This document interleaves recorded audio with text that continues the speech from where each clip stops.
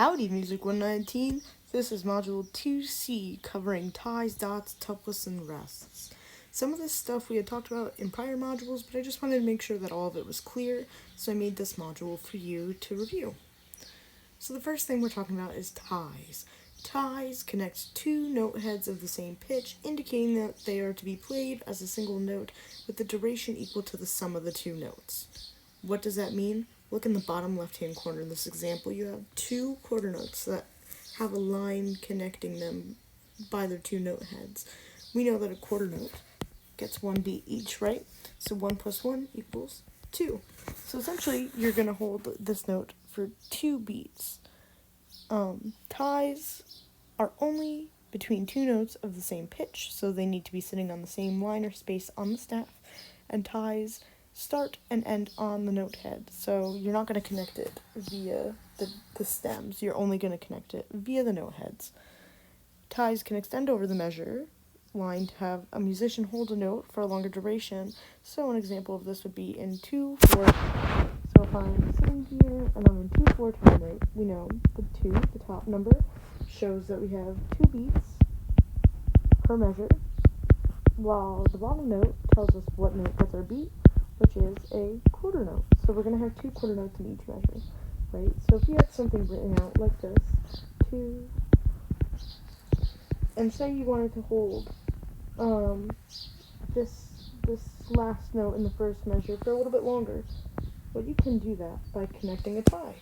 So if you have, instead of playing it as ta, ta, ta, ta, right, my finger is snapping the quarter note pulse, or beat.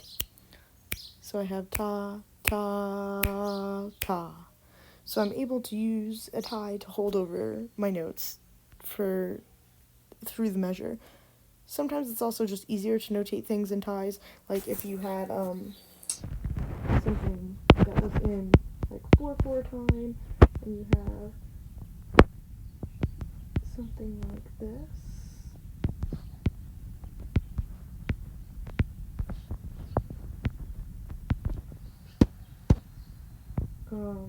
Actually, that's not a good example. If you had maybe something that's like, here, let's do this. Done. So for a beginning musician, it might be hard for them to look at a rhythm that looks like this. Because it's kind of confusing because you're not putting your quarter notes on the downbeat, right? So in order to show them that, you might want to use ties. So these two rhythms in measure A and measure B are the same. They're just written out differently. So I'm going to snap my quarter note. Ta, ta, ta, ta, ta. Measure B sounds the same. Ta, ta, ta, ta, ta. So they're written out differently, but sound the same. Kind of almost like enharmonics, but with rhythms. Anyways.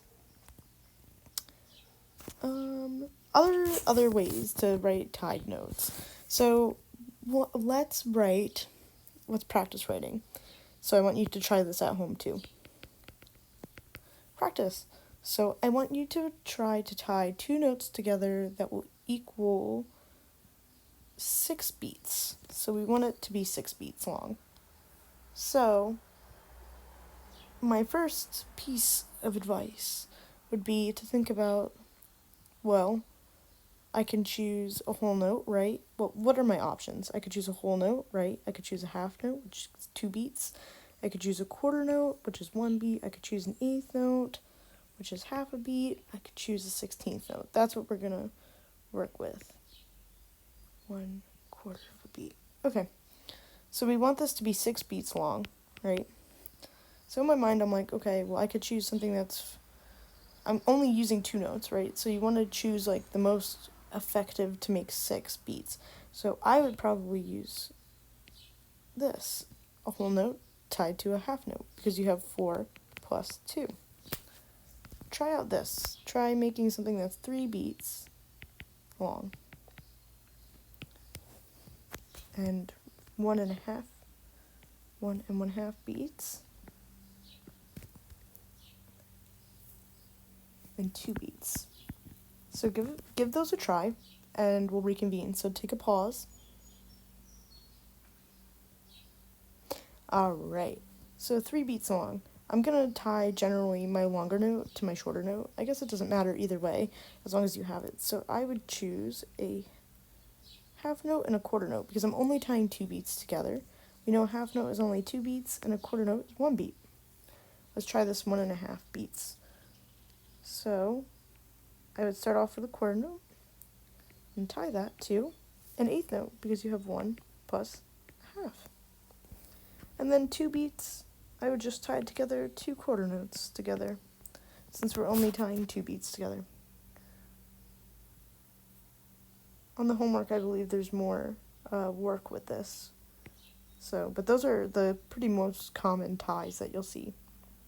Another common thing that you'll see in music is dots, which we have talked about before. So some notes may have a dot next to the right of the note head. A dot adds 1/2 of the original note's value to that note. So dots will make the value of the note longer.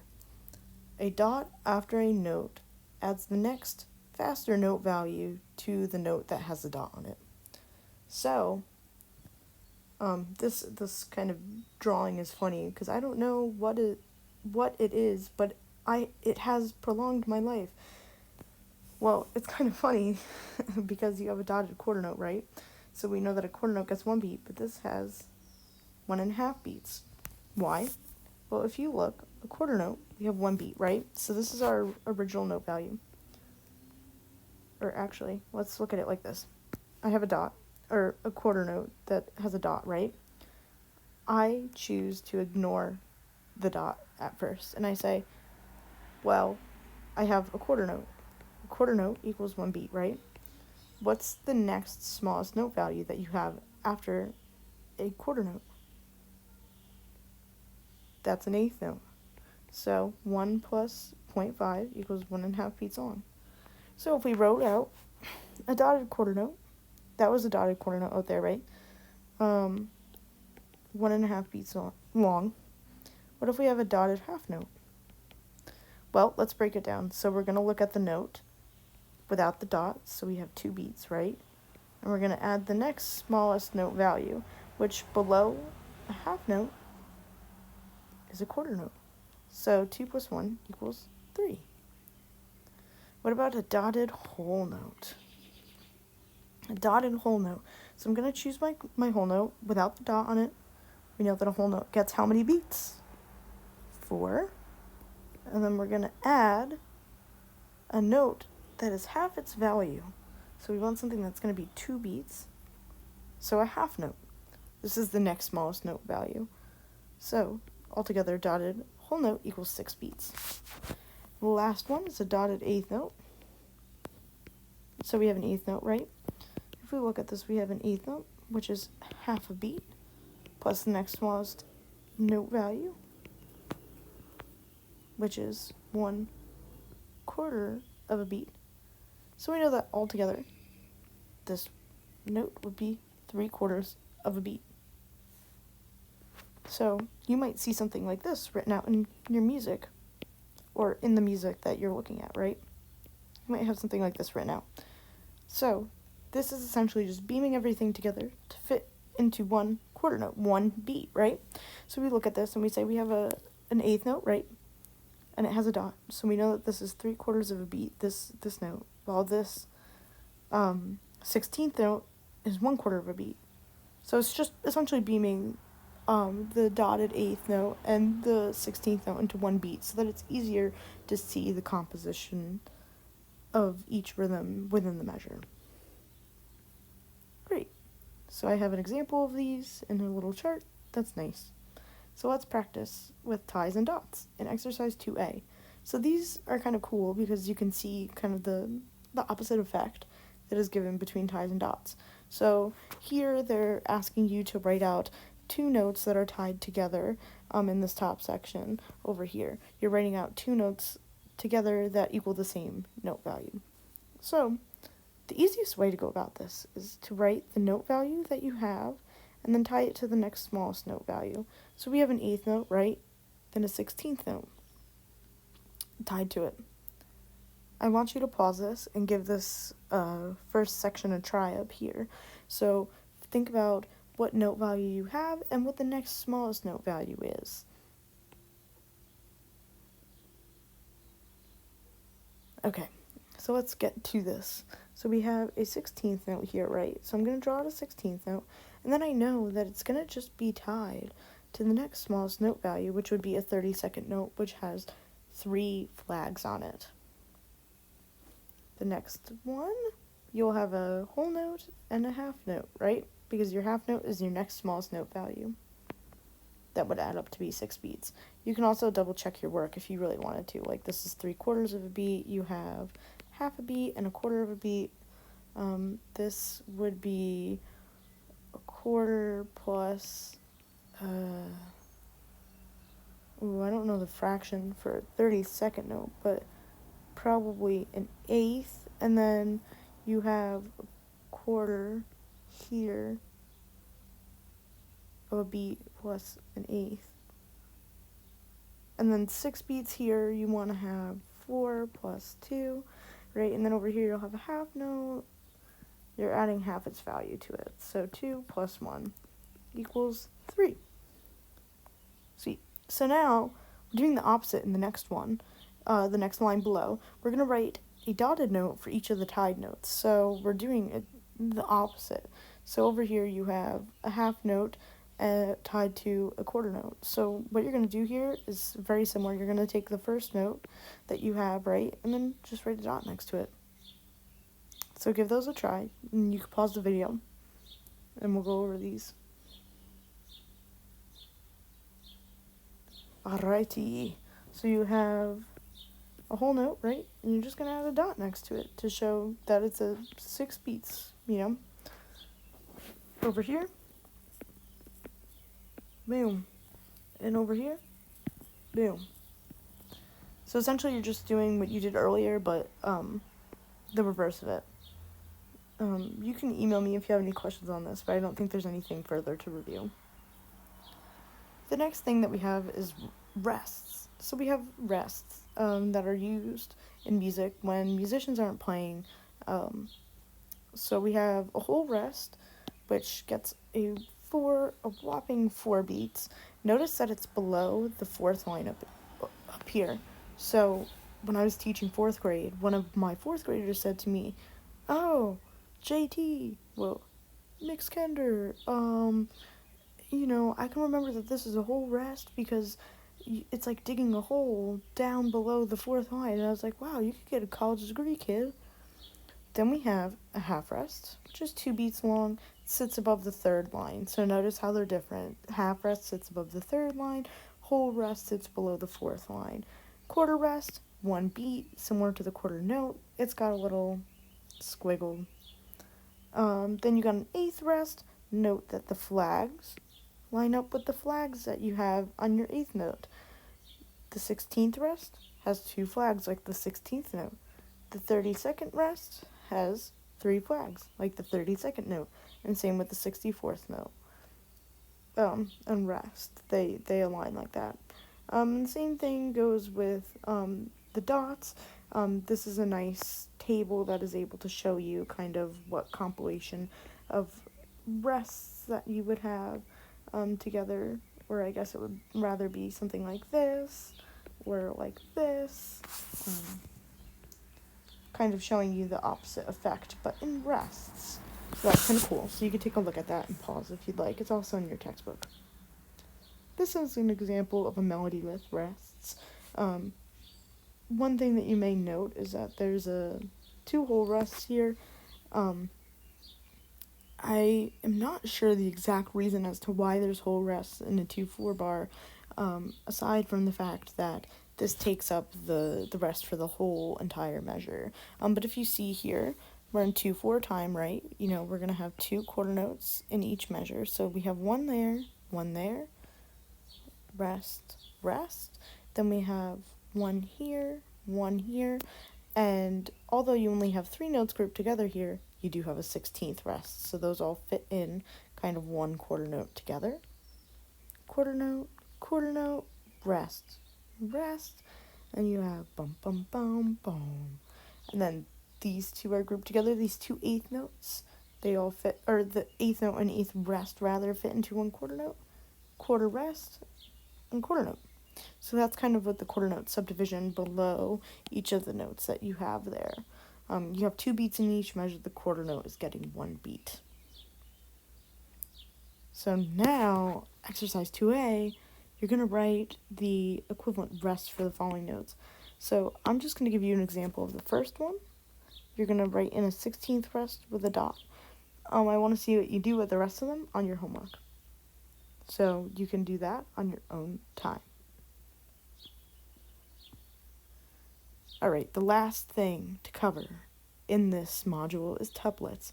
So sometimes a composer will want to force more notes into a beat than it can contain, and sometimes the number of notes doesn't fit evenly into a beat or divide their beats evenly by 2s or 4s. So, in this instance, a composer will write a tuplet. A tuplet is a number put above or below a collection of notes that tells the performer to fit that number of notes into a beat that is too small for it. So 2 notes would be a duplet, 3 notes would be a triplet, which is the most common that we'll see, 4 notes is a quadruplet, and 5 notes is a quintuplet. So what we will do is look at some examples.